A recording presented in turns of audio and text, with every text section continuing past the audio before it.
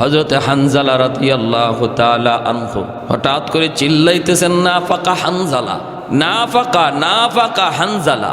হানজালা মুনাফিক হয়ে গেছে, নিজেরে নিজে বলতেছেন হানজালা মুনাফিক হয়ে গেছে, হানজালা মুনাফিক হয়ে গেছে। আল্লাহর নবীর দরবারের দিকে দৌড়াইতেছেন। আবু বকর সিদ্দিক রাদিয়াল্লাহু তাআলা আনহু থামায় বলেন, হানজালা কি হয়েছে? হানজালা বলেন, নাফাকা হানজালা, হানজালা মুনাফিক হয়ে গেছে।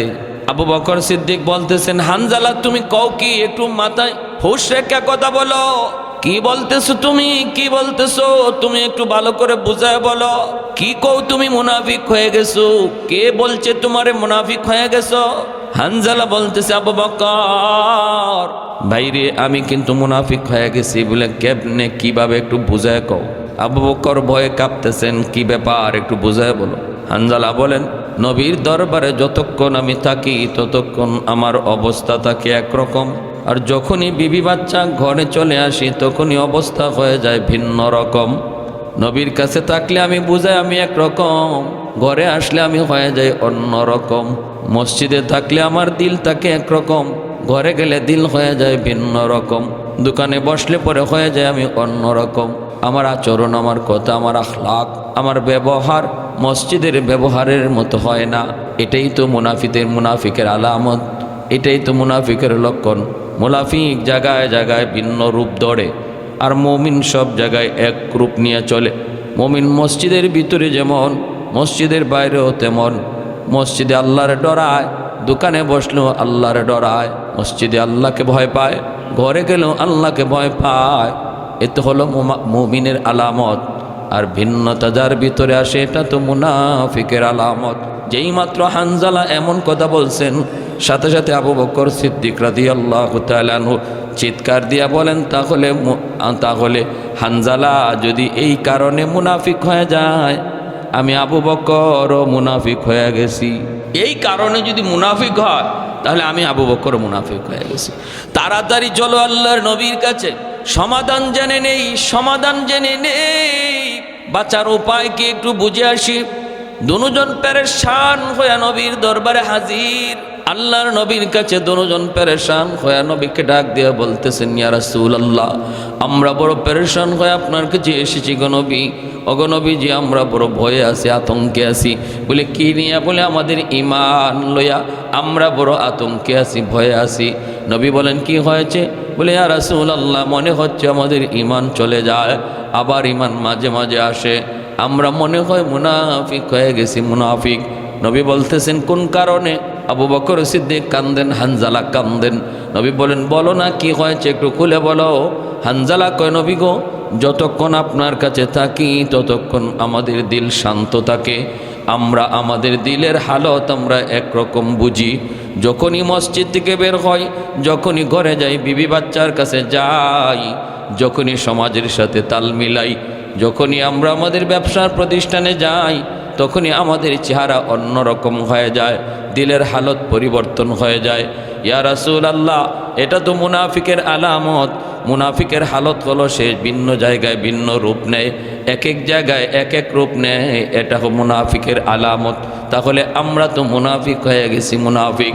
আল্লাহর নবী, রহমতের নবী বলেন, মায়ার নবী তখন দুজনকে বুকে জড়ায় ধইরা আদর করেন, সান্ত্বনা দিয়ে নবী বলেন, না আবু বকর, হানজালা, আমি নবী সুসংবাদ দিচ্ছি, তোমরা মুনাফিক না। জোরে কোন সুবহানাল্লাহ।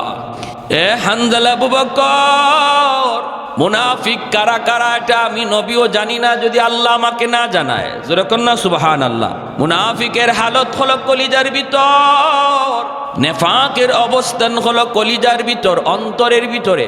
বাহ্যিক আমল দেখা, বাহ্যিক কোনো কাজ দেখা কাউকে মুনাফিক বলা যাবে না। দিলের ভিতরে কুফর, মুখে ঈমান, এর নাম হলো মুনাফিক। দিলের ভিতরে কুফর আর মুখে ঈমান। তোমাদের দিলে তো কুফর নয়, দিলের ভিতরে কোনো কুফরই নয়, বরং আমলের ভিতরে তারতম্য সৃষ্টি হয়। মসজিদের ভিতরে তোমাদের আমল একরকম, মসজিদের বাইরে গেলে আমলের মধ্যে ভিন্নতা আসে।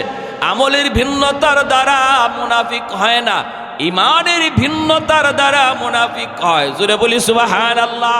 না না, তোমরা মুনাফিক না। আমলের ভিতরে তারতম্য হতে পারে, কিন্তু ইয়াকিনের ভিতরে, বিশ্বাসের ভিতরে যদি তারতম্য হয় তাহলে কিন্তু মুনাফিক হয়ে যায়, মুনাফিক হয়ে যায়। আল্লাহ নবী সান্ত্বনা দিলেন।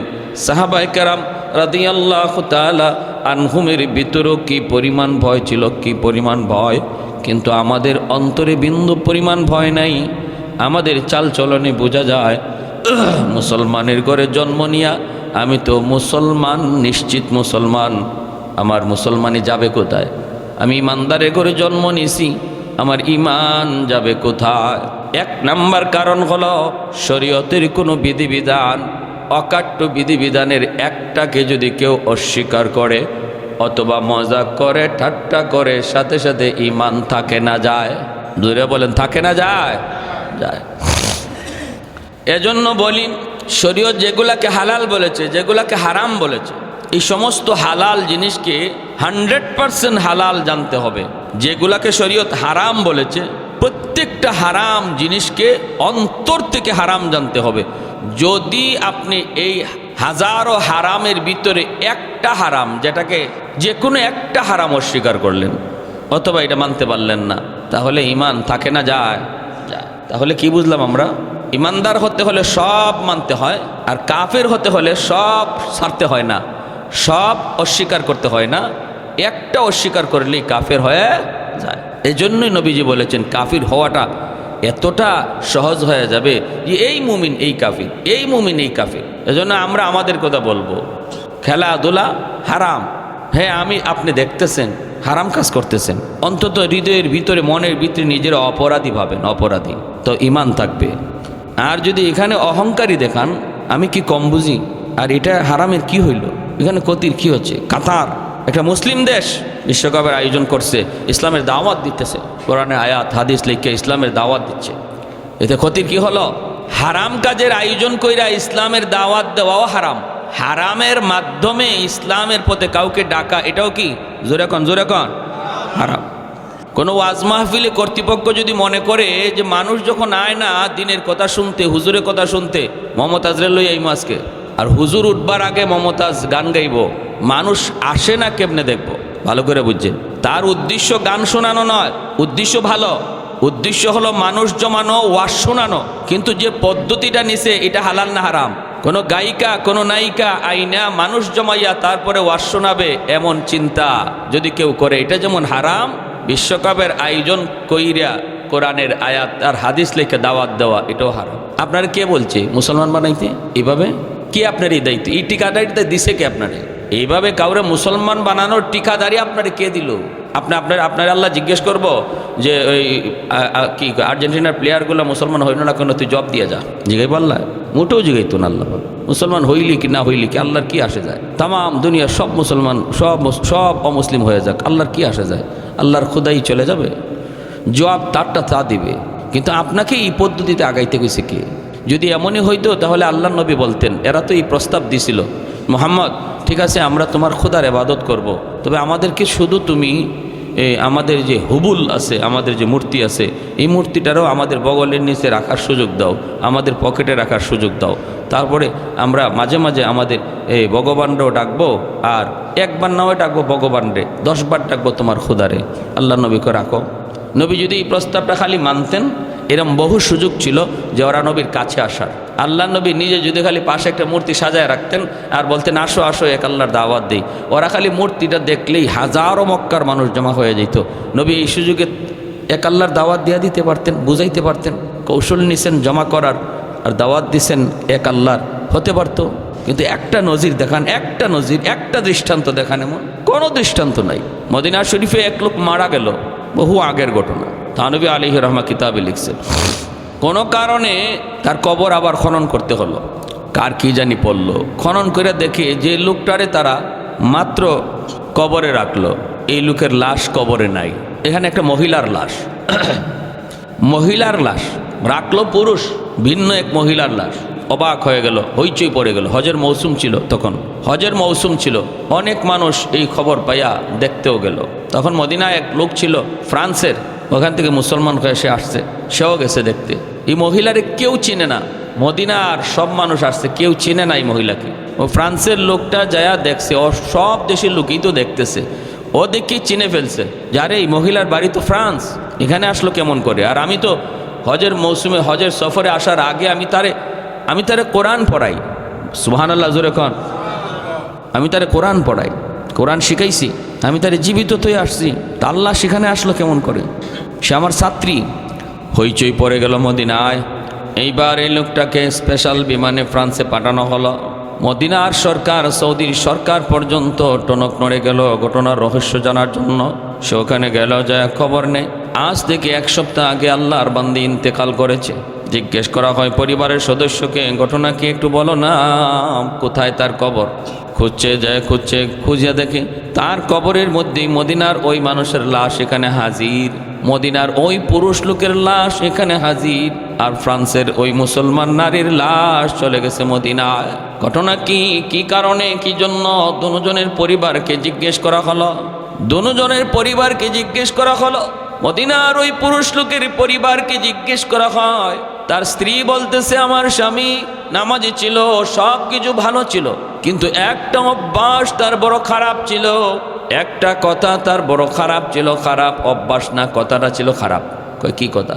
কথাটা হলো সে মাঝে মাঝেই যখন আমরা স্বামী স্ত্রীতে বৈধ সম্পর্কে যেতাম, গোসল যখন ফরজ হতো, তখন সে বলতো এই গোসল ফরজ হওয়াটা ইসলামের যে একটা বিধান, এই বিধানটা আমার কাছে ভালো লাগে না, এটা আমি মানি না। খ্রিস্টানরা এজন্য অনেক ভালো, গোসল টোসল লাগে না, সব কাজ করা যায়, কিন্তু ইসলাম ধর্মে এই গোসলটারে ফরজ করার বিধানটা আমার পছন্দ হয় না। এই কথাটা প্রায় সময় এই কথাটা বলতো। অথচ নামাজি আল্লাহর বিধান, শরীয়তের বিধান, এই বিধানটারে সে নেগলেক্ট করত। এজন্য আল্লাহ পাক মৃত্যুর পর তার লাশটারে আল্লাহ মদিনায় রাখে নাই। মরণের সময় বেঈমান হইয়া মরছে বিদায় আল্লাহ বেঈমানের দেশে তারে লাশ পাঠায় দিছে। জোরে কোন সুবহানাল্লাহ। ওই মহিলাকে জিজ্ঞেস করা হলো, মহিলার পরিবার কি ছিল, তার নেক আমল। আল্লাহর বান্দি কোরআন পড়তো, নতুন মুসলমান হয়েছে, খ্রিস্টান থেকে নতুন মুসলমান হয়ে কোরআন পড়া শিখছে, আর কোরআন পড়তো, আর মনের মধ্যে তামান্না ছিল, এই আশা ছিল, সর্বদা সে চোখের পানি জড়ায় কাঁদতো আর বলতো, আল্লাহ ও মালিক, আমার মরণ যদি মদিনায় হতো, আমি যদি তোমার নবীর দেশে শুইতে পারতাম, যেই মদিনায় তুমি তোমার হাবিবরে ঘুম পাড়াইছো, আল্লাহ আমারে যদি ওই মদিনায় তুমি ঘুম পাড়াইতা। এরকম মনের ভিতরে আফসোস নিয়ে আল্লাহর কাছে কাঁদতো। আল্লাহ তার কান্নারে এত পছন্দ করছে, এত কবুল করছে। মরণ হয়েছে ফ্রান্সে, কিন্তু কুদরতিভাবে আল্লাহ চিরনিদ্রায় শোয়া রাখছে মদিনায় নবীর পাশে। যেরকম সুবহানাল্লাহ। এজন্যই বলতেছি, সাবধান, কোনো মন্তব্য করার আগে একটু খেয়াল করবেন। শরীয়তের কোনো বিধান নিয়ে কোনো মন্তব্য চলবে না। আল্লাহ পাক যা হালাল করেছেন, যা হারাম করেছেন, এই হালাল হারামের ব্যাপারে চুপ। আমার কোনো সিদ্ধান্ত, আমার কোনো যুক্তি, আমার কোনো বিবেক কিছুই সেখানে চলবে না। কারণ আমার আপনার যুক্তি যেখানে শেষ হবে, সেখানে আল্লাহর কুদরত শুরু হবে, ঠিক কি না? যেখানে যাই আমার আপনার বিবেক শেষ হবে, স্তব্ধ হয়ে যাবে, বিবেক আর কিছুই পাবে না, দেখবে সব শূন্য। আল্লাহ বলে এখান থেকে আমার কুদরত শুরু। সুবহানাল্লাহ। তাহলে আমি আপনি কি করে এই সাগরের কিনারায় বসবো? শরীয়তের সাগরের কিনারায় বসবো কি করে? কিসের বাহাদুরি? আহা, আল্লাহ তুমি সহি বুঝদান করো। সবাই বলি আমিন। এজন্য দিলের মধ্যে কোনো আমলের প্রতি চাহাত, আগ্রহ জন্ম না। সাহাবায়ে কেরাম রাদিয়াল্লাহু তাআলা আনহুমের তো এমন ছিল, তারা ইমান আমলের প্রতিযোগিতা করত। আমার ইমান আরও কেমনে বাড়ানো যায়, ইমানকে আরও মজবুত কেমনে করা যায়, আমল আরও কেমনে বাড়ানো যায়, এই ছিল তাদের প্রতিযোগিতা। দিলের ভিতরে ছিল এই চাহাত, সর্বদা দিলটা ভয়ে কাতর থাকতো আল্লাহ পাকের বিধানের সামনে, আল্লাহর কুদরতের সামনে, আল্লাহ পাকের জালালিয়তের সামনে। হযরত আব্দুল্লাহ ইবনে মুবারক রহমতুল্লাহি আলাইহি বহুত বড় একজন বুজুর্গ, বহুত বড় মুহাদ্দিস, বহুত বড় ফকি, যার জামানায় তামাম পৃথিবীতে ওনার মতো আলেম, ওনার মতো মুহাদ্দিস তামাম দুনিয়ায় ছিল না। সুবহানাল্লাহ। জোরে কোন। আব্দুল্লাহ ইবনে মুবারক রহমতুল্লাহি আলাইহি, এত বড় মুহাদ্দিস, ইন্তেকাল হলো। মুরিদ স্বপ্নে দিকে জিজ্ঞেস করতেছে, হুজুর কবরে আপনার সাথে কেমন আচরণ হয়েছে একটু বলেন। আব্দুল্লাহ ইবনে মুবারক রহমতুল্লাহি আলাইহি বলতেছে, বাবা কবরের মধ্যে আল্লাহ পাক আমার সাথে অনেক সুন্দর ভালো আচরণ করেছে। আমাকে প্রশ্ন করেছে, মার রাব্বুকা, আমাকে প্রশ্ন করা হয়েছে, মার রাব্বুকা ওমা দীনুকা ওমান হাদার রাজুল আল্লাযী বুইসা ফীকুম ইউকালু লাহু মুহাম্মদ, তোমার ইস ধর্মের নাম কি, উনি কে? আমি তিনটা প্রশ্নের জবাব আল্লাহর রহমতে সুন্দরভাবে দিয়েছি।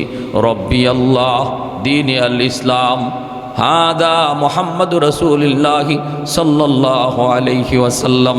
তিনটা প্রশ্নের জবাব দেওয়া মাত্রই আল্লাহ পাক আওয়াজ দিছে, সাদাকা সাদাকা আবদি, আমার বান্দা সত্য বলেছে, আমার বান্দা প্রশ্নের সঠিক জবাব দিয়েছে, সঠিক জবাব।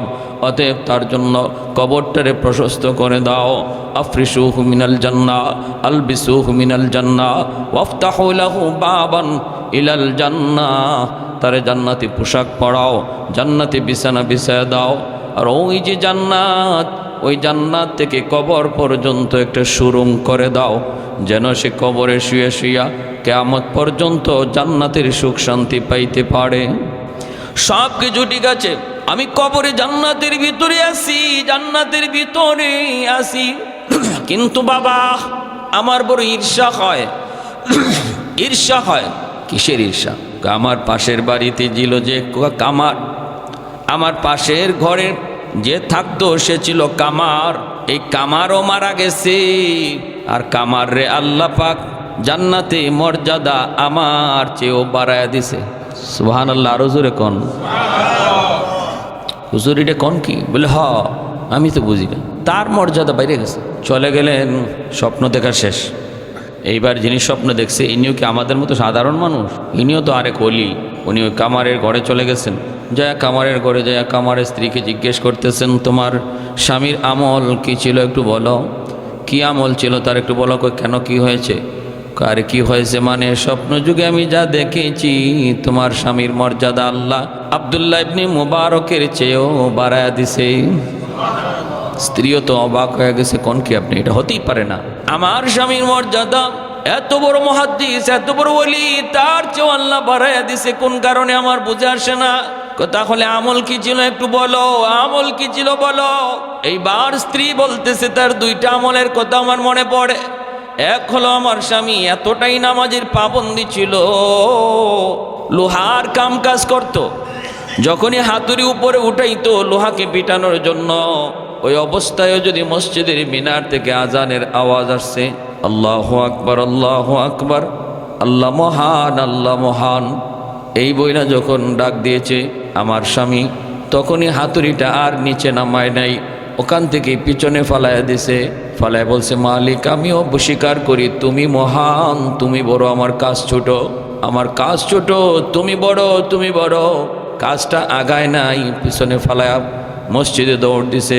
এই নজরে পড়ে আমার দ্বিতীয় আরেকটা আমল যদ্দূর মনে পড়ে, সেটা হলো আমার স্বামী সারাদিন লোহার কাজ কইরা যখন বিকালবেলা ঘরে ফিরত, এশার নামাজটা পইরা যখন ঘুমাইতো, শরীরটা তার ছেড়ে দিত, ক্লান্ত পরিশ্রান্ত, ক্লান্ত শরীর নিয়ে ঘুমায় পড়তো। আর পাশের ঘরটাই ছিল আব্দুল্লাহ ইবনে মুবারক রহমতুল্লাহি আলাইহির ঘর। শেষ রাতে আব্দুল্লাহ ইবনে মুবারক তাহাজ্জুদের নামাজ পড়তেন, ফুফায় ফুফায় কাঁদতেন, চোখের পানি জড়ায় জড়ায় কাঁদতেন। ওই কান্নার আওয়াজটা যখনই আমরা শুনতাম, আমার স্বামী ঘুম থেকে উঠতো, কিন্তু ক্লান্ত শরীরে এতটাই দুর্বল, উঠতে পারতো না। শরীরটা ছিল তার বড় দুর্বল, চোখের পানি জড়ায় জড়ায় কাঁদতো। দৃশ্যটা দেখতো আব্দুল্লাহ ইবনে মুবারক তাহাজ্জুদ পড়ে আর চোখের পানি জড়ায় কান্দে। এই দৃশ্য দেখে আমার স্বামী নিজেও কাঁদতো আর কইতো, মালিক আমি তো দুর্বল, সারাদিন লোহার কাম করি, এজন্য আমার শরীরটা নিয়ে উঠতে পারি না, সারা শরীরে ব্যথা। আল্লাহ আমাকে যদি তুমি সুস্থতার নিয়ামত দিতাম, আমিও এই রকমভাবেই তোমার ওলির মতো তাহাজ্জুদ পড়তাম। শেষ সাথে নামাজ পড়ার কি মজা, শেষ সাথে তোমাকে ডাকার কি মজা। আল্লাহ আমিও একটু বোঝার চেষ্টা করতাম। এই বইলে চোখের পানি জড়ায় জড়ায় কান্ত। কিন্তু তাহাজ্জুদ পড়তে পারতো না, চোখের পানি জড়ায় কান্ত। তখনই আল্লাহর ওলি কয়, ওই যে আগ্রহ অন্তরের ভিতরে জন্মাইছে, এজন্য আল্লাহ পাক রব্বুল আলামিন তার অন্তরের দিকে তাকাইয়া আব্দুল্লাহ ইবনে মুবারকের মতোই তাহাজ্জুদের সওয়াব দিয়া বরং তার দিলের চাহাতটারে আরো পছন্দ কইরা জান্নাতে মাকাম আল্লাহ বাড়ায় দিছে। জোরে কোন সুবহানাল্লাহ। কি হলো, কেন, কি জন্য? ডাক দিয়া বলেন, আমার একটা সমস্যা, আমি আপনাদের উপকার করেছি, এবার আমার একটু উপকার করুন। আমি নিশ্চিত আমার পরিচয় পত্রটা কবরের মধ্যেই পড়ে গেছে। যখন আমি লাশটা নোয়াইয়া কবরে রাখছিলাম, ওই বাঁকা হইতে যাইয়া আমার বুক পকেট থেকে আমার পরিচয় পত্রটা কবরে পড়ে গেছে। তোমরা যদি আমাকে একটু অনুমতি দাও, আমি মাথার পাশ দিয়া একটা ছোট্ট গর্ত করে হাতটা ঢুকাইয়া পরিচয় পত্রটা নিয়ে আসব।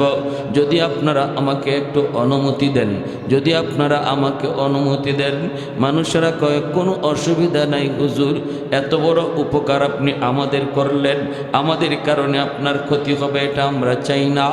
আপনি যা মন চায়, যেদিকে মন চায় গর্ত খনন করেন, গর্ত খনন করে আপনার পরিচয়পত্র যেভাবে নিতে চান নিয়ে নেন। মাথার পাশ দিয়ে আল্লাহর বান্দা তিনি গর্ত খনন করলেন। আল্লাহু আকবার। গর্ত খনন করে করে যেই মাত্র কবরের পর্যন্ত তিনি পৌঁছলেন, তাকায় দেখেন পুরা কবরটা নূরের আলোয় চমকাইতেছে। এ কোনো জ্যান্ত আলো নয়, গোটা এলাকাটা একদম নূরের আলোতে চমকায় উঠল। কবরের ওই সুরঙ্গ দিয়া আলো বাহিরে বেরিয়ে আসলো, গোটা এলাকা চমকাইতে লাগলো। আর মাথার পাশেই তার আইডি কার্ড, পরিচয় পত্রটাও পরিষ্কার দেখা যাইতে লাগলো। আল্লাহর বান্দা পরিচয় পত্রটা টান দিয়ে তিনি উঠাইলেন, আর দেখতে পেলেন কবরের ভিতর থেকে এমন গ্রাণ, এমন এক সুগ্রাণ, এমন এক সুগ্রাণ যা দুনিয়ার কোনো আতরের গ্রাণ নয়, আতরের গ্রাণ নয়। এই গ্রাণই মনে হয় দুনিয়ার নয়, জান্নাতি গ্রাণ। সাথে সাথে এলাকার ভিতরে হইচই পড়ে গেল, মানুষজন জমা হয়ে গেল, শহর থেকেও মানুষজন আসা শুরু করলো। হাকিমুল ইসলাম কারি তৈয়ব সাহেব রাহিমাহুল্লাহ তিনি বলেন, আমরা দারুল উলুম দেওবন্দের অফিসেই বসা, ওই অবস্থায় আমাদের কাছে খবরটা আসলো। আমি নিজে বের হয়ে গেলাম দেখার জন্য, আমি নিজে গেলাম সেখানে। গেলাম তো গেলাম, দূর থেকেই তাকায় দেখতে পেলাম কবর শুধু নয়, কবরের গোটা এলাকাটা নূরের আলোতে চমকাইতেছে। আমি এখান থেকেই বুঝে গেছি এটা দুনিয়ার কোনো আলো নয়, এটা মোমবাতি নয়, এটা কারেন্টের কোনো আলো নয়, এটা কেরোসিনের কোনো আলো নয়, এটা জান্নাতি আলো, জান্নাতি আলো। যত পাশে যাইতে লাগলাম, জান্নাতি ঘ্রাণ নাকের ভিতরে লাগতে লাগলো, জান্নাতি গ্রান, জান্নাতি আলো। যত আগাইতে লাগলাম, ততই নাকে আর কানে বাজতে লাগলো। চোখ দিয়া দেখতেছি, নাক দিয়া শুনতেছি, সামনের দিকে আগাইতেছি। আমার ইচ্ছা হলো আমি নিজের চোখে যায় কবরের দিকে তাকাবো। তিনি নিজে গেলেন, যায় আল্লাহর ওলি বলেন, আমি কবরের ওই গর্তটা দিয়া তাকাইলাম। তাকাইয়া আমি দেখতে পেলাম পুরা কবরটা নূরের আলোতে ঝলমল ঝলমল করে। বুঝ হয়ে গেছে এটা জান্নাতি মানুষের কবর, যারে রাখা হয়েছে ইনি জান্নাতি। কি ছিল তার নেক আমল? সাধারণ একজন মানুষ, সাধারণ একজন মানুষ চর এলাকায় মাত্র যায় বসবাস শুরু করেছে। চলে গেলাম তার বাড়িতে খবর নেওয়ার জন্য, খোঁজ নেওয়ার জন্য চলে গেলাম। তার মেয়েটাকে জিজ্ঞেস করলাম, মা বলো না, বলো না, কি তোমার আব্বার নেক আমল ছিল? আমার ইয়াকিন হয়ে গেছে গো মা, তোমার আব্বা কবরে যাইতে দেরি, জান্নাতে পৌঁছতে দেরি হয় নাই। কি এমন নেক আমল, কি এমন নেক আমল ছিল তোমার বাবার? একটু বলো না, বলো না। মেয়েটা তখন ডাক দিয়া বলতেছে, উস্তাদজি আমার আব্বার তেমন কোনো নেক আমল মনে পড়ে না, নজরও পড়ে না। আব্বা তো 5 ওয়াক্ত নামাজ পড়তেন, আর অতিরিক্ত আমল যা মনে পড়ে সকাল সন্ধ্যা আব্বা ওই যে তাকের উপরে মালিকের কালাম এই কোরআনুল কারীমটা হলো আমার আব্বার কোরআন। প্রতিদিন সকাল সন্ধ্যা আব্বা কোরআন তেলাওয়াত করতেন। কিন্তু বড় কষ্টের খবর, আমার আব্বা কোরআন তেলাওয়াত জানতেন না, তিনি কোরআন পড়া জানতেন না। প্রতিদিন তিনি বের করতেন কোরআন, কোরআনের পৃষ্ঠাটা উল্টাইতেন আর পৃষ্ঠার নিচ দিয়া আঙ্গুল ঘুরাইয়া কানতেন, চোখের পানি ঝরে ঝরে কানতেন আর আঙ্গুল ঘুরাইতেন। প্রতি লাইনের নিচে নিচে এইভাবে আঙ্গুলটা ঘুরাইতেন আর বলতেন, মালিক তোমার এই কালামের এই আয়াতে তুমি কি বলছো আমি জানি না, কারণ আমি মূর্খ, আমি পড়া জানি না, অর্থ জানি না, কিন্তু আমি 100 বিশ্বাস করি মালিক, তুমি এই আয়াতে যা বলছো আমি সব বিশ্বাস করলাম। 2 নম্বর আয়াতের নিচ দিয়েও আঙ্গুল কুরানার বলেন, মালিক এই আয়াতও তুমি যা বলছো আমি সব বিশ্বাস করে নিলাম। এইভাবে প্রতিটা আয়াতের নিচ দিয়ে আব্বা আঙ্গুল ঘুরাইতেন আর চোখ থেকে টপ টপ করে পানি পড়তো, চোখ থেকে টপ টপ করে কোরআনের পৃষ্ঠায় পানি পড়তো। এই আমার আব্বার আমল জানি, আর বেশি জানি না।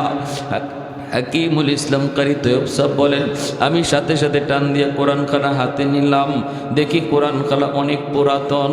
কোরআনখানা আমি খুললাম, কইলা বের করলাম, বের করে দেখি আল্লাহু আকবার, পবিত্র কোরআনের প্রতি লাইনের নিচে তার আঙ্গুলের দাগ এখনো আছে, আর প্রতিটা পৃষ্ঠায় পৃষ্ঠায় চোখের পানির ফুটার দাগ এখনো কোরআনে আছে। আর একটু জোরে কোন সুবহানাল্লাহ।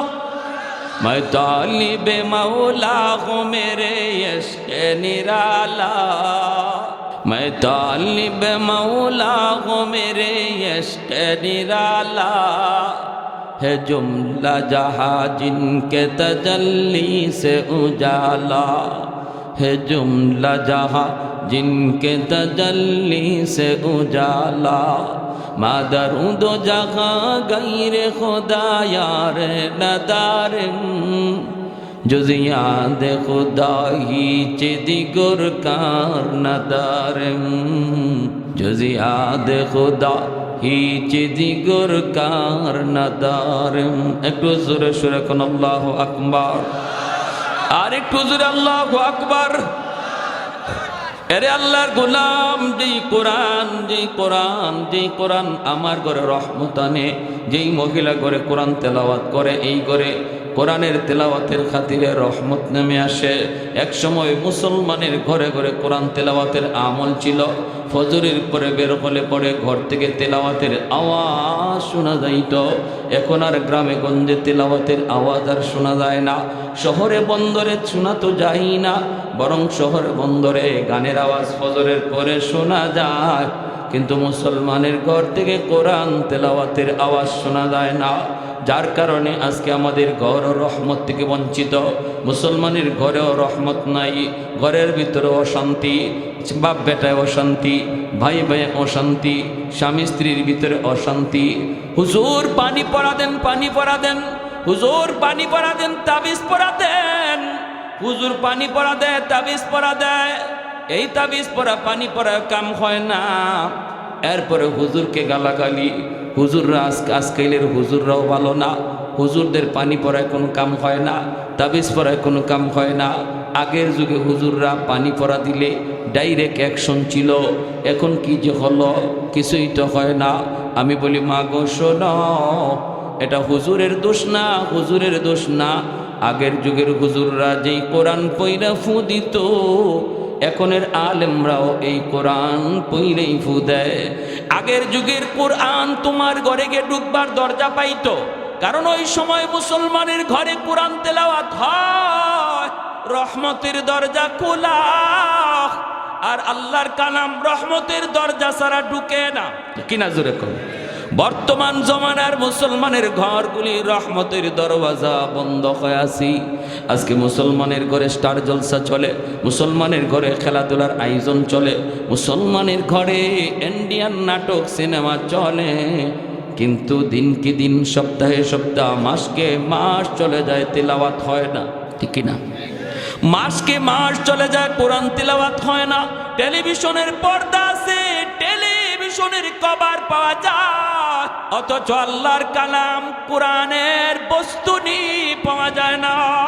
আল্লাহর কোরআনের উপর ধুলাবালি পড়তেছে, অবহেলায় কোরআন পড়ে আছে আমার ঘরে। টেলিভিশনের যত্ন আছে, কোরআনের যত্ন নাই।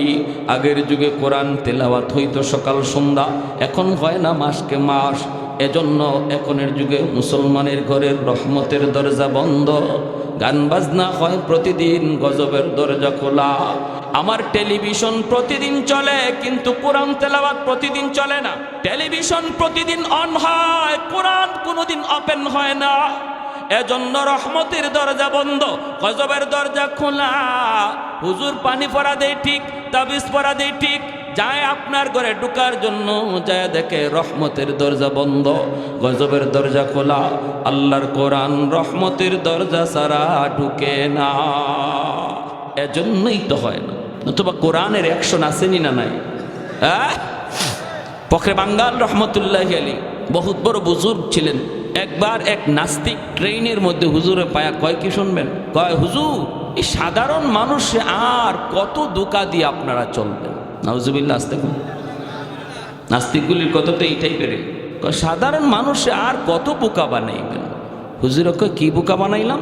কয়, এই যে মানুষ আয়, হুজুর একটু পানি ফোড়া দেন, একটু ফু দেন, একটু তাবিজ দেন, আর আপনারাও কি পড়েন না পড়েন, ফু দিয়ে দিলেন, এই একটা বাতাস দিলেন, এই বাতাসে কি হইলো? ঔষধ খাইয়ে আমাদের কাম হয় না, আর আপনাদের বাতাসে কাম হয়। বুঝছেন কি কয়? অ্যান্টিবায়োটিক খায়, তাও কাজ হয় না, আর আপনারা ফু দিয়ে আর কত বোকা বানাইবেন মানুষ? হুজুর বলতেছে, আমাদের ফুতে কি কাম হয় তুমি বুঝো না? কয়, না, এটা বোঝার দরকার নাই, এটা হয় না, কিছু হয় না, এটা আপনাদের একটা ধোঁকাবাজি, পাউতাবাজি। হুজুর বলতেছেন, শুনেন হুজুর কি বলতেছে। হুজুর বলতেছে, শোনো, এই ফু আর বাতাসে যে কি হয় এটা তুমি বুঝো না। কয়, না বুঝি না, তো তোমারে বুঝাই। কয়, বুঝান। হুজুরে কয়, তুমি বুঝতা যদি তুমি বৈধ বাপের সন্তান হইতা। হয়েছে নি কাম? জাকাত গেছে তো, একবারে জাকাত লাগাই বলছেন, একদম জায়গা মতো। তুমি বুঝতা যদি বৈধ বাপের সন্তান হইতা, তুমি তো অবৈধ বাপের সন্তান, তুমি তো অবৈধ। যেই খালি উনি বলছে তুমি অবৈধ সন্তান, এমনি হ্যার চেহারা লাল হয়ে গেছে, শরীর ফুলে গেছে। এত বড় কথা আমারে মোল্লা মুন্সি মৌলবীরা টাইম আসেনি, হ্যাঁ হাত পা গরম হয়ে গেছে, ধরে ফেলবে হুজুরকে। মানুষজন থামাইতেছে, কি হয়েছে ভাই, কি হয়েছে? আর কি হয়েছে কয় না, মুন্সি আমারে কি কয় শোনো। হুজুর কি কইছেন? হুজুর কয়, আমি বেশি কিছু কই না, আমি শুধু কইছি হ্যাঁ অবৈধ, হ্যাঁ অবৈধ, এ বৈধ সন্তান না। সাধারণ মানুষও কয়, হুজুর গালিটা একটু বেশি হয়ে গেছে, এটা আপনারা উলামায়ে কেরাম আপনাদের জবানে এটা হয় না। হুজুরকে আমি তো গালি দেই নাই তারে, আমি তারে বুঝাইছি, জবাব দিছি, জবাব। সে যা বুঝতে চাইছে তা বুঝাইছি। হুজুর মানুষকে কি বুঝে বুঝতে চাইছে, আর আপনি কি বুঝাইছেন? বুঝতে চাইছে ফুতে নাকি কিছুই হয় না, ওর অ্যান্টিবায়োটিকও নাকি আর ঘুমায় না। এই জন্য আমরা যে ফু ফা দেই এগুলা বাউতাবাজি ধোঁকা, এটা বুঝে না, তারা একটু বুঝাইলাম। কেমনে বুঝাইছেন? দেখেন আমি তার একটা ফু দিছি, গালি দিছি, গালি মানে একটা ফু, গালি মানে একটা বাতাস, ঠিক না? আমি কি তারা মারছি? আমি কি তার গায়ে হাত তুলছি? না, হাত তো তুলেন নাই, মারিও নাই, হাতও তুলি নাই, একটা বাতাস ছাড়ছি, তাও একটা গালির বাতাস, একটা নাপাক বাতাস। আর এতেই দেখেন তার চেহারা লাল হয়ে গেছে, বডি ফুলে গেছে। একটা নাপাক বাতাসের মধ্যে যদি এতটা আসর থাকে যে তার বডি ফুলাইয়া দেয়, চেহারা লাল বানায় দেয়, আল্লাহর কোরআন পাক, কোরআন পড়া বাতাস ছাড়লে যে আসর হয় এটা বুঝাইলাম। আমার কথা বুঝছেন আপনারা? হ্যাঁ, আমাদের সিলেটের বহুত বড় একজন আল্লাহর ওলি নুরুদ্দিন ঘরপুরি রহমতুল্লাহি আলাইহি, আল্লাহর ওলি এখন দুনিয়ায় নাই, বহুত বড় বুজুর্গ ছিলেন, বহুত বড় বুজুর্গ। আসরের সময় সিলেটের মানুষে ওনাকে দেখছে সিলেট, মাগরিবের সময় ময়মনসিংহের মানুষ দেখে উনি ময়মনসিংহ। কোন বিমানে গেলেন? বাংলাদেশ এয়ারলাইন্স। না, এটা আল্লাহর এয়ারলাইন্স। জিন্নাত ওনার তাবে ছিল, জিনরা ওনাকে বিভিন্ন সময় বিভিন্ন জায়গায় পৌঁছে দিত। এত বড় হুজুর ছিলেন, জিন্নাতদের অত্র এলাকার বিচারক ছিলেন।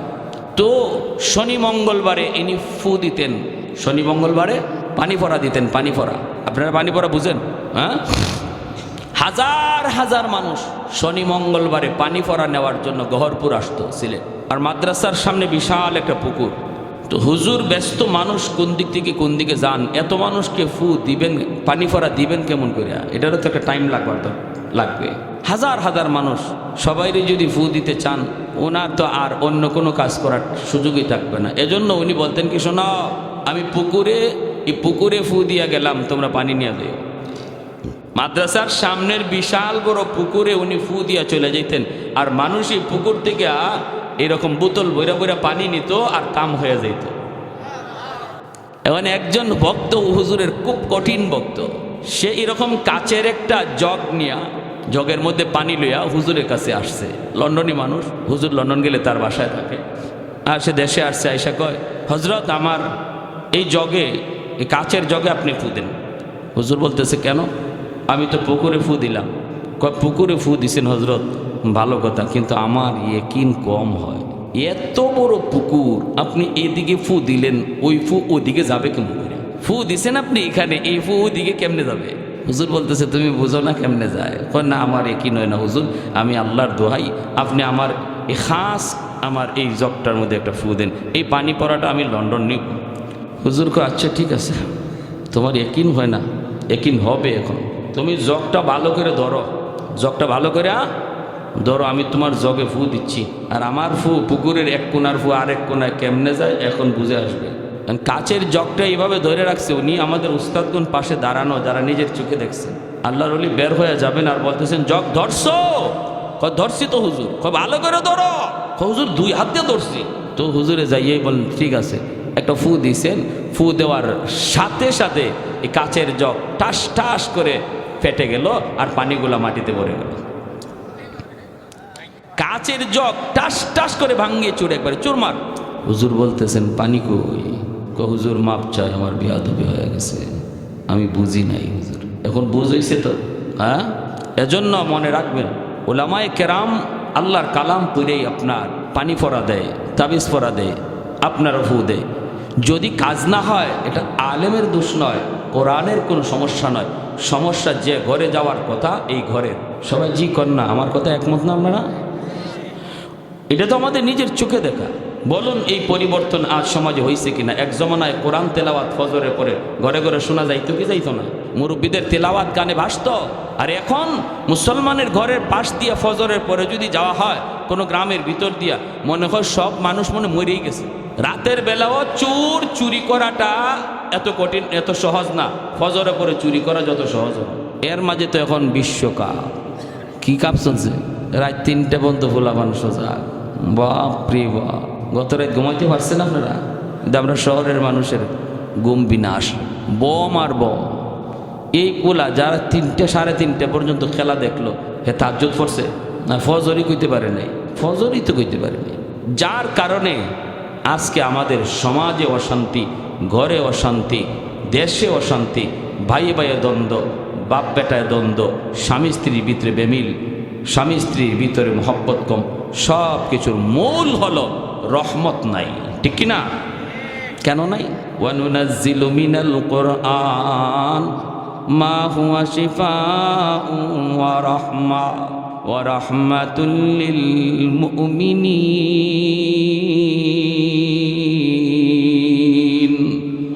আল্লাহ পাক বলে, কোরআন আমি আল্লাহ নাজিল করেছি তোমাদের জন্য শিফা বানায়া, কোরআন নাজিল করেছি তোমাদের জন্য রহমত বানায়া, রহমত। এজন্য যেই সমাজে মাদ্রাসার কদর, ওই সমাজে আল্লাহর তরফ থেকে রহমত, এই সমাজের মানুষের উপরে রহমত। আজকে কোরআনের খাতিরে গাছ থেকে ফুল হয়, ফল হয়। কোরআনের খাতিরে, কোরআনের তালিমের খাতিরে এখনো আপনারা এইভাবে ওয়াজের মাহফিলে আসেন, ওয়াজ মাহফিলের আয়োজন করেন, আল্লাহর কোরআনের কথাগুলি শুনেন, মাদ্রাসায় ছাত্রগুলি দেন, নিজের সন্তানকে পড়ান, নিজের নাতি নসাকে আল্লাহর কালাম শিখান। এখনো সমাজে এই চিত্র আছে বিদায় সূর্য পূর্ব দিগন্তে উঠে পশ্চিম দিগন্তে অস্ত যায়, এখনো গাছ থেকে ফুল হয়, ফল হয়, এখনো জমিন থেকে ফসল হয়, এখনো নদী থেকে মাছ পাওয়া যায়, আল্লাহ আমাকে সমস্ত নিয়ামত দিয়ে রহমত দিয়ে ভরপুর করে রাখছেন, এখনো সমাজে কোরআনের আওয়াজ চালু আছে বিদায় নবী বলেন এই কথাটা যদি তোমরা নাও বোঝো উম্মতের দল, আসমান জমিনে আর যত প্রাণীরা আছে তারা কিন্তু সবাই ঠিকই বুঝে। ইন্নাল আলিমা ইস্তাগফিরু লাহু মান ফিল আরদ ওয়া মান ফিস সামা হাত্তাল হিতানু ফি জাওফিল মা।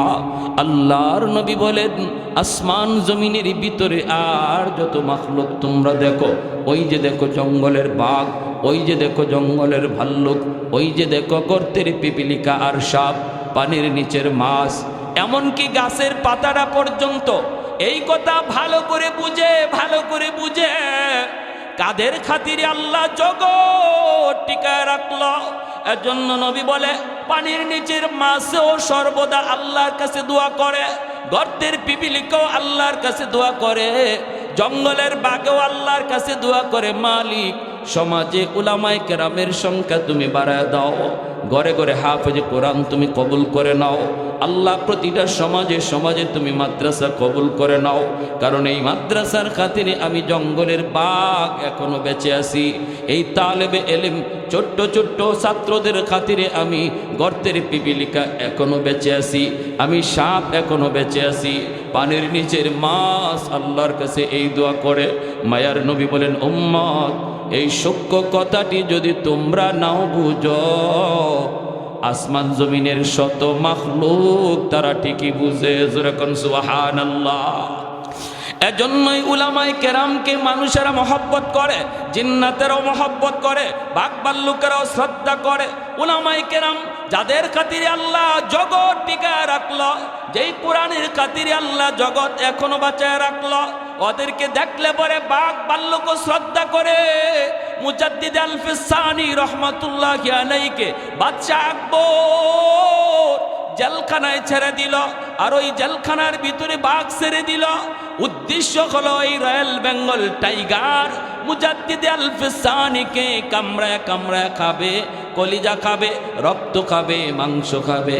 বাদশা আকবর সে তাকায় তাকায় দেখবে, একটু পরে বাদশা তাকায় দেখে এত বড় বিশাল বাঘ, যেই বাঘ মানুষ দেখলে পরে হিংস্র হয়ে যায়, যেই বাঘ মানুষ দেখলে পরে কলিজা খায়, রক্ত খায়, সেই বাঘ মুজাদ্দিদ আল-ফিসানি রহমাতুল্লাহি আলাইহির কাছে যাইয়া নিজের জিহ্বাটা বের কইরা ওনার পায়ের তালা চাটতেছে।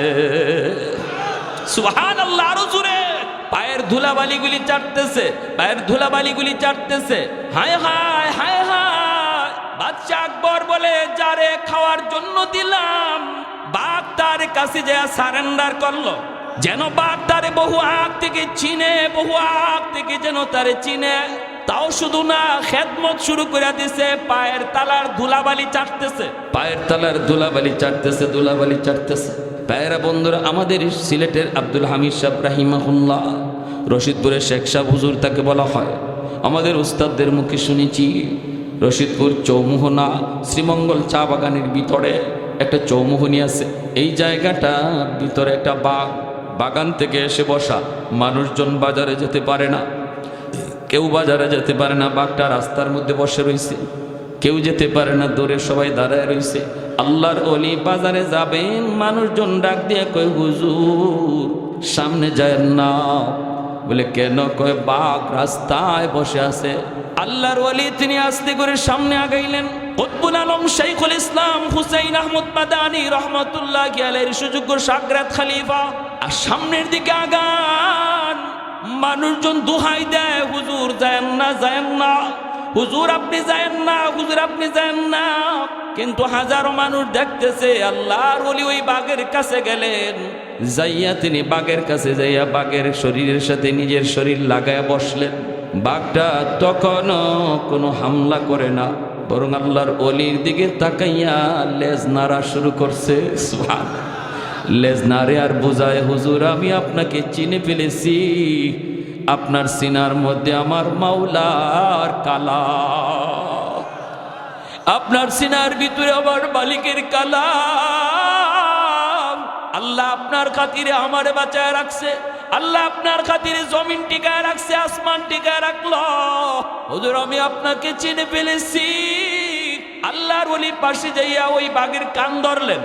কান ধইরা বলতেছেন, তোমাকে আল্লাহ বানাইছে মানুষের খেদমত করার জন্য, আর মানুষ আল্লাহ বানাইছে আল্লাহর গোলামি করার জন্য। রাস্তায় বৈশা মানুষকে ডিস্টার্ব দেওয়ার জন্য আল্লাহ তোমাকে বানাই নাই। তোমার থাকার জায়গা হলো জঙ্গল, তুমি তোমার জায়গায় চলে যাও। আর আশরাফুল মাখলুকাত সৃষ্টির শ্রেষ্ঠ জীব মানুষকে যাতায়াতের পথ বের করে দাও। কান ধইরা ইনি জঙ্গলের দিকে দেখায় দিছেন, আর বাঘ আস্তে আস্তে জঙ্গলের দিকে চলে গেছে। হাজারো মানুষ আজও সাক্ষী হয়ে আছে। যেরকম সুবহানাল্লাহ। ইন্নাল আলিমা ইস্তাগফিরু লাহু মান ফিল আরদ ওয়া মান ফিস সামা হাত্তাল হিতানু ফি জাওফিল মা। ভাইরা বন্ধুরা, জন্য উলামায়ে কেরামরে কদর করেন, নিজের সন্তানটারে আলেম বানান। জিন্নাতেরা কি করে শুনবেন। সদস্য হুজুর রাহিমাহুল্লাহ আপনাদের এলাকার কৃতি সন্তান ছিলেন। আল্লাহর বহুত বড় অলি শামসুল হক ফরিদপুরি রহমতুল্লাহি আলাইহি, গহরডাঙ্গা তার বাড়ি। ভাইরা আল্লাহর বলি, ঢাকা থেকে বাড়িতে তিনি যাবেন, নৌকায় উঠছেন, জীবনী লিখছেন। আমার উস্তাদ মালিবাগ মাদ্রাসার সুনামধন্য মুহাদ্দিস আল্লামা নাসিম আরাওয়াত শাব্দ আহমদ বারকাতুহুম, তিনি একটা বই লিখছেন বাংলাতে। বইটা আপনারাও পড়বেন, কিনবেন। বইয়ের নাম হলো বাংলার হীরা মতি পান্না। বাংলার হীরা মতি পান্না, হীরা মতি পান্না, এই তিনজন দিয়ে তিনি তিনজনরে বোঝাইছেন। একজন মোহাম্মদুল্লাহ হাফিজজি, আরেকজন হলেন পীরজি, আরেকজন হলেন শামসুল হক ফরিদপুরি। এই তিনজনের জীবনী নিয়ে তিনি বইটা লিখছেন। এই বইয়ের মধ্যে আমার ওস্তাদ তিনি লিখছেন, সদস্য হুজুর তিনি একবার বাড়িতে যাবেন। বসতে বসতে রাত হয়ে গেল, নৌকায় করে তিনি যাবেন। নৌকা ফেরি ঘাটে ঘাটে মানুষজন লাগায়। হুজুরের ঘাটটা হলো অনেক দূরে, হুজুর একদম শেষ বর্ডারে। মাঝি হুজুরকে দেখে চিনে ফেলছে। হুজুর বাড়ি যাবেন বলে, হ্যাঁ। রাত হলো কেন? কয় জরুরি কাজে এসেছি। চল বাবা চল। মানুষজন ঘাটে ঘাটে নামল। আল্লাহর ওলিকে নিয়ে মাঝি রওনা দিল। রাত বেজে গেল প্রায় 12টা 1টা। এই অবস্থায় মাঝি কয়, হুজুর কোনো টেনশন নাই, আপনি একা হলেও আমি আপনাকে বাড়ি পর্যন্ত পৌঁছায় দিব। আল্লাহর ওলি বললেন, ঠিক আছে চলো। সামনের দিকে চলতে লাগলো। চলতেছে হঠাৎ করে আল্লাহর ওলি বলতেছেন, বাবা মাঝি শুন, আমাকে আমার বাড়ি পর্যন্ত নেওয়া লাগবে না, এই জায়গায় তুমি আমাকে নামায় দাও, পায়ে হেঁটে বাড়ি যাব। মাঝি বলতেছে, হুজুর এই জায়গায় যদি নামেন বিশাল বড় একটা হাওর, আপনাকে পায়ে হেঁটে বাড়ি যাওয়া লাগবে। প্রচন্ড শীত, ঘন কুয়াশা। কেন কেন আপনি এই জায়গায় নামবেন? নামার প্রয়োজন নাই, আমি আপনাকে বাড়ি পর্যন্ত পৌঁছাবো। আল্লাহর ওলি বললেন, বাবা তুই এত কিছু বুঝবি না রে বাবা, আমার এই জায়গায় নামায় দে, এখানেই আমাকে নামা, আমি পায়ে হেঁটেই বাড়ি যাব। হুজুর নৌকা যাবে ঘাটে, পায়ে হেঁটে কেন? হুজুর ধমক দিলেন, বেটা সব কথা সব জায়গায় প্রশ্ন করবি না, নামা। মাঝি নামায় দিছে। মাঝি কয়, আমারও মনে মনে শখ জাগলো, কেন হুজুর এখানে নামলেন? আমিও পিছনে পিছনে দেখব, আমিও পিছনে পিছনে দেখব, কোনো কারণ ছাড়া নামার কথা না। কে পায়ে হেঁটে কষ্ট করবে? নৌকা যাবে ঘাটে, এরপরও কেন নামলেন? আমি নিজে দেখব, নিজে দেখব। হুজুর নামছেন, মাঝিও পিছনে পিছনে নামছে। হুজুর টের পান নাই। কুয়াশার রাত, প্রচন্ড কুয়াশার, সামনে কে আছে কিছু দেখা যায় না। ওই অবস্থায় মাঝি সেও পিছনে নামছে। মাঝি তো পিছনে নাইমা হুজুরকে সর্বদা ফলো করতেছে। আল্লাহর ওলি তিনি তো আর পিছনে ফলো করেন না, সামনের দিকে যাইতেছেন। হঠাৎ করে মাঝি তাকায় দেখে, আল্লাহু আকবার, নামাইলাম আমি মানুষ একজন, কিন্তু এখন তার ডাইনে বামে এত মানুষ, এরা কারা, কি এদের পরিচয়? আমি নামাইলাম একজন, আর এখন এত মানুষ, এরা কারা? আমার ভয় লাগলো, কলিজায় পানি নাই, পানি নাই, পানি নাই। ভয় অস্থির, তবু সাহস করে আগাইতেছি। আর দেখতেছি কাণ্ড, সামনে পিছনে ডানে বামে অসংখ্য মানুষ পাহারা দিয়া দিয়া, যেন একজন রাষ্ট্রপতি অথবা মিনিস্টার যাইতেছে, তারে রাস্তা দেখায়া দেখায়া তারা নিতেছে আর কিছু প্রশ্ন করতেছে। আল্লাহর ওলি প্রশ্নের জবাব দিতেছেন, কিছু প্রশ্ন করতেছে আর তিনি জবাব দিতেছেন। এইভাবে যাইতেছে, সামনের দিকে যাইতে যাইতে বাড়ি পর্যন্ত পৌঁছে গেলেন। ওই অবস্থায় মাঝি বলতেছে, বাড়ি পর্যন্ত পৌঁছে আল্লাহর ওলি যেই মাত্র করে ঢুকবেন, তখনই দেখি আর কোনো মানুষজন কাউকে দেখা যায় না, সমস্ত মানুষগুলি অদৃশ্য হয়ে গেল। আল্লাহর ওলি ঘরে ঢুইকা যেই দরজা লাগাইতে চাবেন, এমনি আমি সামনে যা হাজির। হুজুর আমাকে দেখে বলতেছেন, বেটা তুই? কয়, হুজুর আমি আপনার পিছনে পিছনে আইছি। কেন নামছেন? এটা দেখার জন্য। হুজুর বলেন, তুই কিছু দেখছো নাকি? কয়, হুজুর আমি যে কি দেখলাম, কলিজায় পানি নাই। পানি থাকবার কথা, হ্যাঁ? আরো রাতের বেলা হুজুর বলতেছে, রে বাবা তোর পায়ে ধরি, তুই কারো কাছে বলবি না, কারো কাছে বলবি না, বলবি না, বলবি না। কারণ আল্লাহর ওলিরা ওদের নিজেদের কারামত কারো কাছে নিজে বলতেন না।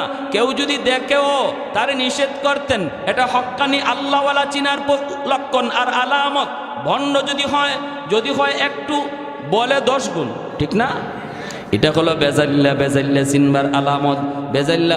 বেজাল্লারা কেরামত মানুষ দিয়ে নিজে বানায়, আর মূল কারামত আল্লাহ দেখায়, সেটা আল্লাহর হাতে, এটা মানুষের হাতে নয়। ওলি আল্লাহদের কারামত, এটা হক, কারামতুল আউলিয়াই হাক্কুন। এটা হলো আহলে সুন্নাহ ওয়াল জামাতের আকীদা। ওলি আল্লাহদের কারামত হক, কারণ এটা তাদের নিজের ক্ষমতা না, ক্ষমতা কার হাতে? জোরে বলেন। নবীদের মুজিজা, নবীদের কোনো যোগ্যতা না, এটা আল্লাহর হাতে, ঠিক কিনা? আল্লাহ যখন চায় তখন দেখায়। ওলিদের কারামতকেও আল্লাহ যখন চায় তখন দেখায়।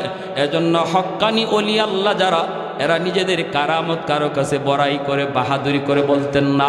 আর যদি কেউ দেখেও ফেলে তারে নিষেধ করতেন। যেমন সদস্য হুজুর তারে নিষেধ করলেন, বাবা আমার জীবদ্দশায় তুমি কারো কাছে বলবা না, আমার ইন্তেকালের পর বলার অনুমতি আছে। যেমনটা কুতবুল আলম শাইখুল ইসলাম হুসাইন আহমদ মাদানী রহমতুল্লাহি আলাইহি, ইনার জীবনে এমন একটা ঘটনা আছে। অসুবিধা হইতেছে আপনাদের? অসুবিধা? হুসাইন আহমদ মাদানী রহমতুল্লাহি আলাইহি নাম শুনছেন তো? সদস্য হুজুরের উস্তাদ, হাফিজ হুজুর রহমতুল্লাহি আলাইহির উস্তাদ, দারুল উলুম দেওবন্দের সূর্য সন্তান। যে মাদানী আলাইহি রহমা আমাদের সিলেটের মানুষকে খুব ভালোবাসতেন। রমজান মাস ইনি সিলেট কাটাইতেন, এতেকাফ করতেন সিলেট। আবার রোজার ঈদটা তিনি আমাদের গ্রামের মানুষের সাথে আয়া করতেন। কুতবুল আলম শহীদ হুসাইন আহমদ মাদানী রহমতুল্লাহ, যিনি 18 বৎসর মায়ার নবীর রওজা শরীফের কাছে বইসা হাদিস পড়াইছেন। আল্লাহর নবীর শোনায়া শোনায়া 18 বৎসর হাদিস পড়াইছেন। ওনাকে একজন মানুষ, সাধারণ মানুষ, কোনো মজলিসে দেখলেই দূর থেকে বলতো, বাতা দেউঙ্গা, বাতা দেউঙ্গা, বলে দিব, বলে দিব। আর এই আওয়াজটা যেই মাদানী রহমতুল্লাহি আলাইহির কানে আসতো, ইনি চমকে যাইতেন। কে কইতেছে? কইয়া দিমু, কইয়া দিমু, কইয়া দিমু। বাংলা বুঝেন তো? কইয়া দিমু মানে কি? কইয়া বইলা দিমু। হ্যাঁ, মাদানীকে দেখলেই কইতো কইয়া দিমু, কইয়া দিমু। মাদানী সমস্ত মানুষ সেইভাবে ধাক্কা দিয়ে সরাইয়া, সামনে যারা উলামায়ে কেরাম থাকতেন সব এমনি ধাক্কা দিয়ে সরাইতেন, সরাই দৌড় দিয়ে তার কাছে আসতেন। আইসেই বুকে বুকে বুক লাগাইয়া চাপড়াইয়া ধরতেন আর বলতেন, না ভাই বইল না। যেরকম সুবহানাল্লাহ। বুকে বুক লাগাইতেন, কপালে চুমু খাইতেন আর বলতেন, বইল না, বইল না, বইল না। একবার দুইবার না, হে যেখানেই মাদানী রহমতুল্লাহি আলাইহি আসবেন খবর পাইতো, উনি এখানেই যে হাজির হইতেন। হাজির হইয়া একটু দূরে থেকেই আওয়াজ দিতেন, কয়া দিমু। আর যেই কোথায় কয়া দিমু, মাদানী সব মানুষ সরাইয়া দৌড় দিয়া ওরে বুকে জড়াইয়া ধরতেন। মানুষজন তারে জিজ্ঞেস করতো, কি রে ভাই তুমি কি কয়ে দিবা? কইতাম না। মানুষে যখন জিজ্ঞেস করতো তুমি কি কয়ে দিবা? কইমু না, কইমু না। আরে ভাই কি হইছে ক না, তুমি কয়া দিমু। মাদানী দৌড় দিয়ে আইসা তোমার বুকে জড়াই দেন। আমরা তোমার জিজ্ঞেস করি কি কইবা, তুমি কইমু না। ঘটনাটা কি? কইমু না, শেষ। তো কবে কইবা? সময় আসলে কইমু। ওই মদনী রহমতুল্লাহ গেলের ইন্তেকালের পর মানুষজন তারা জিজ্ঞেস করছে এখন কইবা? কয় হ্যাঁ এখন কইব। কয় আমি গঙ্গু এক মদনী আলিহি রহমা গঙ্গুতে ভারতের গঙ্গুতে একটা ঘরে তিনি বিশ্রাম নিতেছিলেন। আমি শেষ সাথে ওই ঘরের পাশ দিয়ে যাইতেছিলাম, হঠাৎ করে এই ঘরে একটা জিকিরের আওয়াজ শুনলাম। আমি ঘরে তাকাইলাম, ঘরে কে আমি জানি না, কিন্তু বুঝতেছি ঘরে কেউ জিকির করতেছে শেষ সাথে।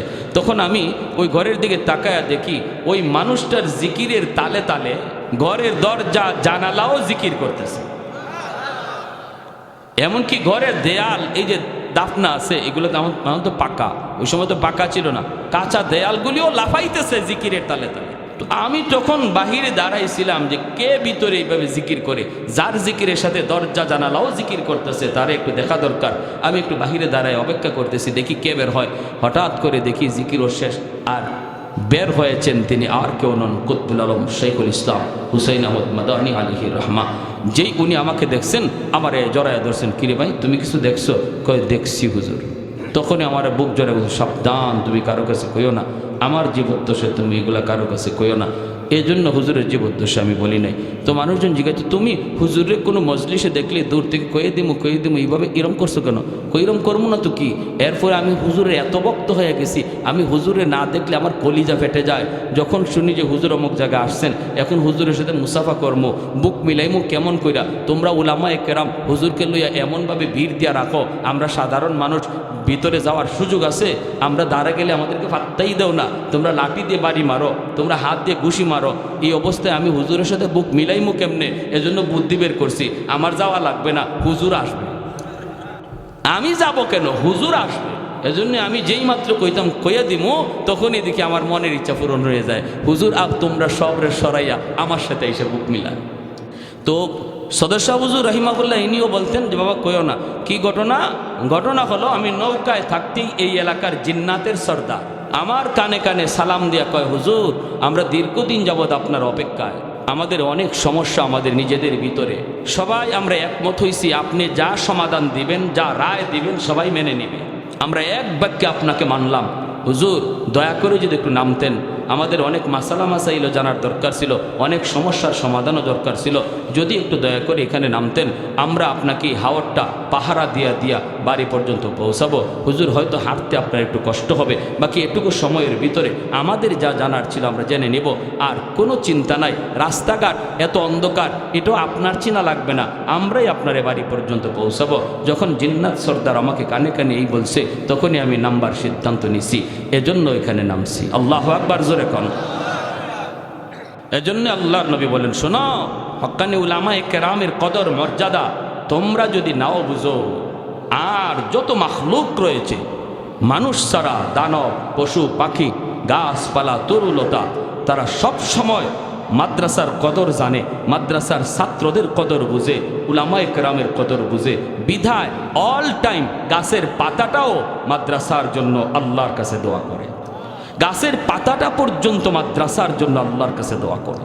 সেখানে আপনাদের মাদ্রাসা এখানে এই জায়গার ভিতরে গড়ার পিছনে আমার ভাই রিপন মুন্সি ভাই যে সুন্দর একটা, সুমন ভাই যে একটা কথা বইলা গেলেন, হ্যাঁ শুনলাম, আমার এই দাওয়াত দেওয়ার সময় উনি বলছেন আমার মসজিদে গিয়ে আমার দাওয়াত দিয়ে আসছেন একদম সশরীরে হাজির হয়ে। এই হিসাবে আপনাদের খুশনসিব আপনাদের ইমানি স্পিরিট, ইমানি জজবা আল্লাহর কাছে কবুল হয়েছে। আপনাদের পূর্বপুরুষদের, আপনাদের বাপ চাচাদের, আপনাদের বাপ দাদাদের তার ইমানি জজবা আল্লাহর কাছে মকবুল হয়েছে, বিধায় এই জমিনটারে আল্লাহ তার কোরআনের মার্কাজ বানাইছে। এখন এটার কদর করা দরকার আসেনি না নাই?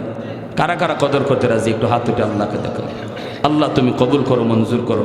শুধু টাকা পয়সা দিয়া না, সবচেয়ে বড় কদর হলো সন্তান দাও, সন্তানকে হাফেজ বানাও।